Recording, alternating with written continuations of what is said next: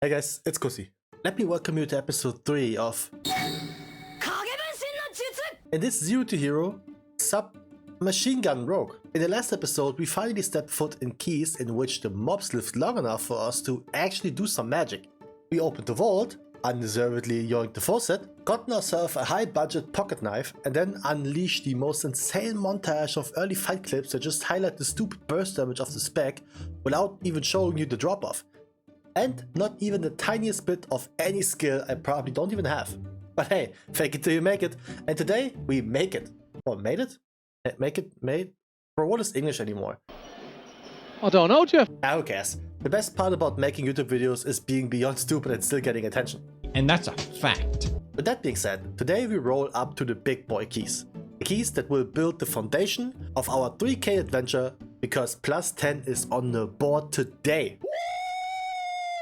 And you best believe some of them didn't go as planned. We also gotta define the meta for season 3 long before those tryhard rank 1 wannabes figure out that the M in NDI actually stands for Muppet. And instead of a low budget cheap ass montage with some solid rock beats, today we're gonna have a compilation of all the fucking hours I sat in queue. But hey, as they say, new expansion release trailer, new me, so let's not mention that. How about you guys hit the like button when you spent more than half an hour in queue and then just gave up? And make sure to subscribe so you don't miss the results of that dude that refused to give up.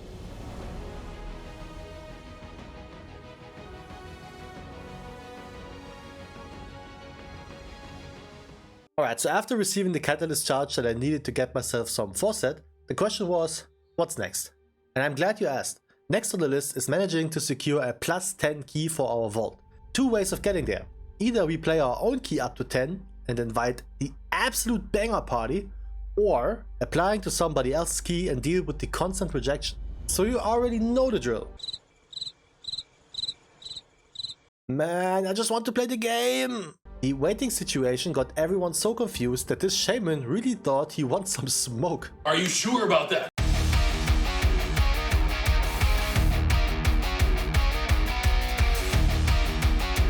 Turns out, he didn't want any of it at all. It's incredible how dead the plus 8 and 9 key brackets are, and with that, for the first time in forever, I had no idea how to get the 10 in my pocket. Shall I just do 6s until I got a free plus 8 key? Or rather easy 2 chest? Maybe Arakara? Maybe Gambit? Or shall I start something never done before? Lying on the internet. I simply stated that I'm an insane gamer with some mad achievements, which are technically not wrong, but I rounded up all of them. Yes, all of them. You have a tiny wiener. My Red.io isn't connected to anything, which means this was just a bold-faced lie. Some of it. So I did that. For a hot minute, and for some reason it only took me around 15 minutes-ish to get into a plus 10 key. Considering I just sat in queue for half an hour, that was a godsend. So I made sure to get the most out of me with the new necklace, which was by far the biggest increase in damage according to Sims, which kinda makes sense cause there's no verse mastery necklace otherwise in the game, and we even gotten some whetstones for that extra bit of attack power. So you already know what's up. That's a lot of damage! Ooh, look at me being party friendly with them kicks. What a gamer. Oh, and it's still topping the meters. Man, why can't everyone be like me? And while we watch this insane Big Mama gameplay by taking the right side first, for some reason, let me quickly mention the epicness of this week's affix to you. Not only is the ball collecting something we can help out with, thank God, we as sub-rogues should also make it a priority to get all of them collected right away. And here's why. 5 stacks will grant us 20% mastery and some leech. Oh, did I say 20% mastery? I meant 40. What?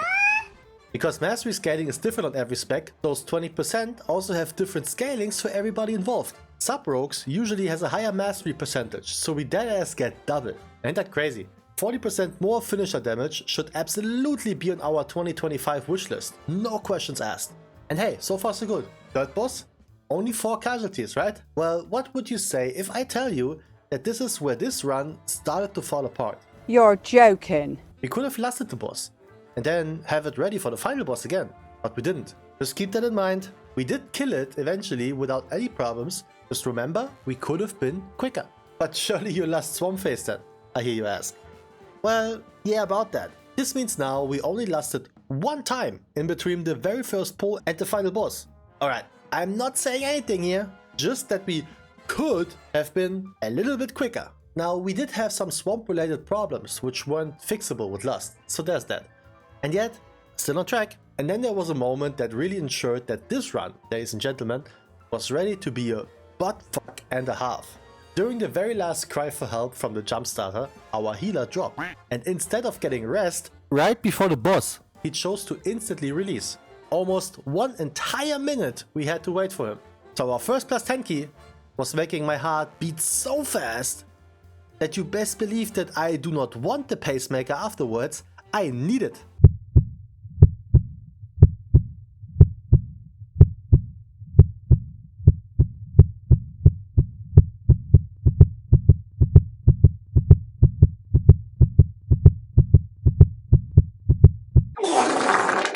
You absolutely have to be kidding me. 1 second. 1 damn second. Now sure, we could now blame the priest for this, and rightfully so. Disregarding, we had 12 deaths overall. Your boy was not even 5 mil DPS. We only had 2 bloodlusts instead of 3, and we finished the third boss with 3 people instead of 5. A lot of things that would have been able to get that 1 second squeezed out in the end. But all of that to the side, let's just blame the healer. They have it way too easy anyways. Tell me, he didn't just say that. Oh man, this is gonna come back to haunt me whenever I play healer again, huh? But with this, only half of what I wanted to achieve was done. Plus 10 as the vault dungeon means we secured a myth track. However, because we didn't time it, this means I only get a plus 9 key myself from that very same vault. So the mission stays the same, but the goal is different. Timing a 10 at least was now the name of the game. So I did what every degen has to do at some point in his life. I showed off. I pushed all that I had and eventually reached the item level of 700. Now, is that huge considering max item level is 723? No? Is that huge compared to those 707 item level luck lords that just get blessed with their vault and their enormous cocks? No? But does, for some weird reason, trigger the 7 in front a weird response on players that seem to think, oh, he is good, he has 700 item level. Yeah, for some dumbass reason it does. Didn't even take me a minute to get into this key. It was so fast I couldn't even press record yet. However, I quickly found out why this was so quick on my end. Poor decision making from the party leader. As soon as we hit the first boss, I quickly figured out that we had the lack of ability to keep the party alive through all that constant damage happening. I've never seen a worse performance since Obey healed us on the 5 YouTuber run, which by the way, cheeky self-promote here. Go check that out. Played with 4 fellow Muppets and we had some good jokes in there. Anyways, we ran against this brick wall multiple times until I realized a potential key break. Our healer Hearthstone to Donegal and left the party. Brother didn't even say a word. He probably was so annoyed by his tiny wiener and his own lack of ability to do his role, he took the L and with that a potential key abandon mark. But I didn't have time for this crap. I wanted more. More tets, more score, more vault, more acceptance from my dad. So we kept going. Arakara. Boy, is this dungeon a shitty ass version of the one we had to deal with during season 1. If you know, you know. Comp wise, I had some questions, but none that couldn't be answered by some clean ass pumpage. And while Avenox stayed the same, we as rogues have a fantastic way to minimize the incoming damage by a lot. Every shriek, you got faint ready to pop and your HP bar won't even move. It's so stupid. On the dance part, you could also use your selfie plus another feint to also ignore that otherwise. But I'm not used enough to what I'm doing DPS wise, so I don't press those buttons unconsciously. By far though, the cleanest boss kill I had since the start of the expansion, man. And just after the boss I knew exactly that I can trust this tank. You see, going left will be the angle in this season. They changed a lot of the percentage you need around, and the left side does have a lot more trash. More than double the count to be exact. So as long as you kill the stack shell and then start moving... Wait a minute! Oh lord. I just started to feel good about his decision making and then the trust issues came back to haunt me. Fortunately, this was our only mishappen and so your boy was on his way to finally, for the first time, be the top DPS in the time plus 10 run. Because there's ain't no way any of those blue bitches is taking that spot.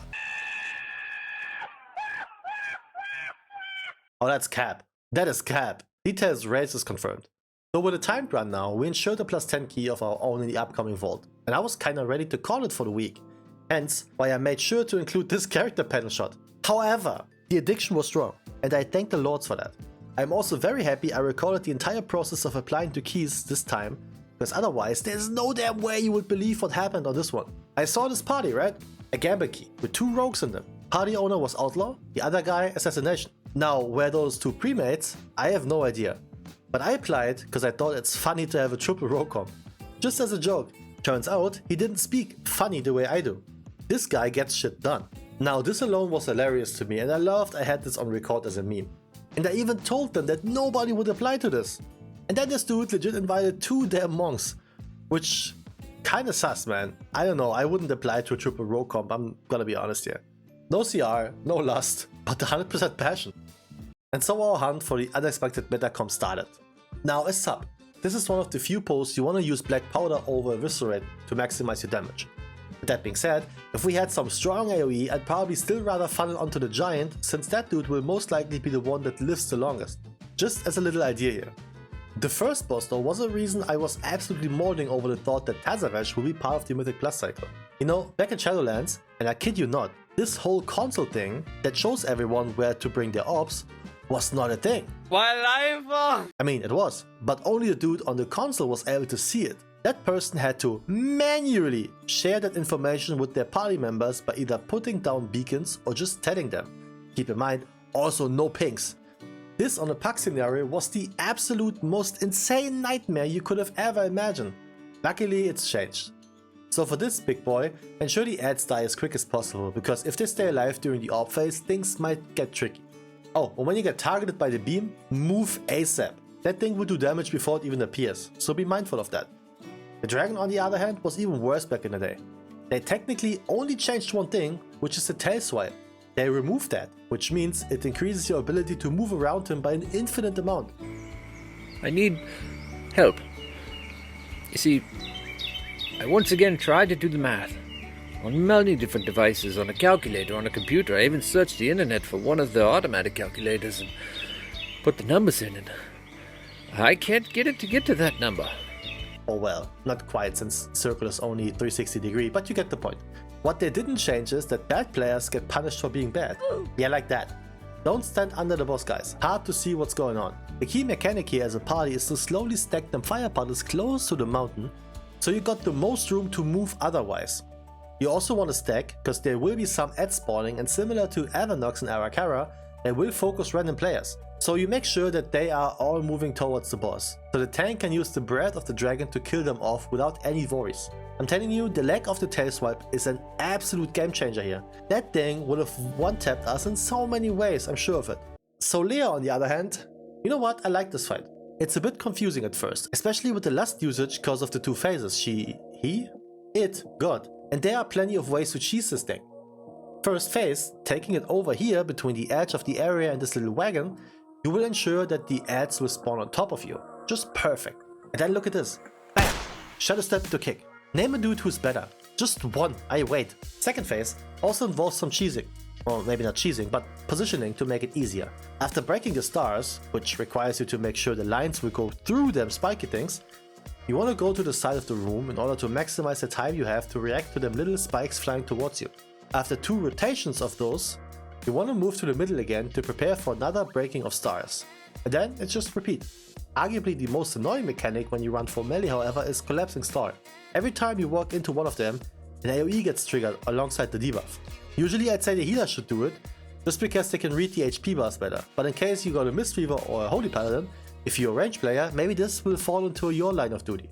Just keep in mind, don't proc them instantly. 4 charges, proc them after the debuff is gone. If you don't do it at all, this entire thing will go off. But like I said, it's always destroying stars, move to the side, dodge 2 sets of spikes and then go back to the middle for the stars again. Pretty simple fight overall, and just like that, we 2-chested a Gambit key with arguably the easiest comp you ever play, and I stand on that hill. No CR needed, no lust needed, just that mentioned passion that carried us to victory. So now, after 3 10s, we need one more. One more for 2 mythic items in the vault, to almost guarantee ourselves a big ass upgrade. Just one more.